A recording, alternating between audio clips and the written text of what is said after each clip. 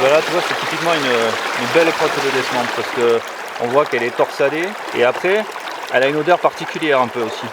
On va faire comme ça, tac, voilà.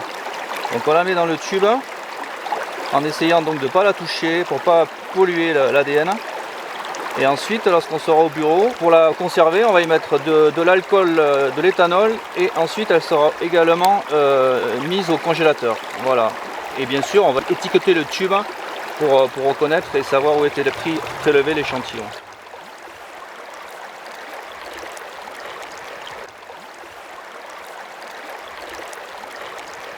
Lorsqu'on fait un suivi d'essaimant, en fait, on recherche principalement les crottes, les fesses, puisque c'est un animal qui est quand même très discret, déjà il est petit, il est semi-aquatique, et même si on peut le rencontrer en plein jour, on l'a quand même observé plus souvent, on a noté une activité plus intense au crépuscule ou la nuit.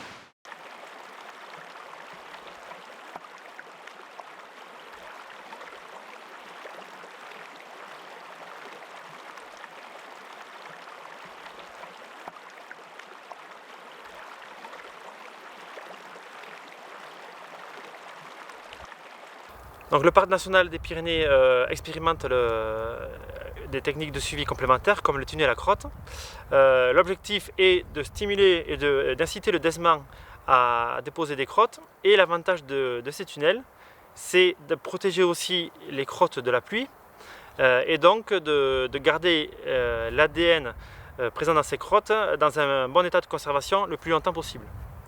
Et donc c'est une technique qui est tout à fait efficace en complément de la recherche classique de crottes. On utilise ces crottes pour de l'analyse génétique. Donc on extrait l'ADN, ça permet déjà d'identifier l'espèce, puisqu'il y a quand même de nombreuses confusions possibles sur les crottes qu'on imagine être du desman. Ça peut être aussi du cincle ou de la musaraigne. Donc déjà on s'assure que c'est bien du desman, et dans un second temps, on peut même individualiser les crottes, c'est-à-dire qu'on peut savoir, notamment sur Bius-Ayus, combien on a de desmans sur le site, à travers ces analyses génétiques. La particularité du site de Bius-Ayus, c'est d'héberger une population également lacustre. Donc on retrouve le desman sur Bius, donc en rivière, mais on le retrouve aussi sur Ayus, en milieu lacustre. Ça, c'est une des particularités de la vallée d'Ossau. C'est quelque chose d'assez unique dans les Pyrénées.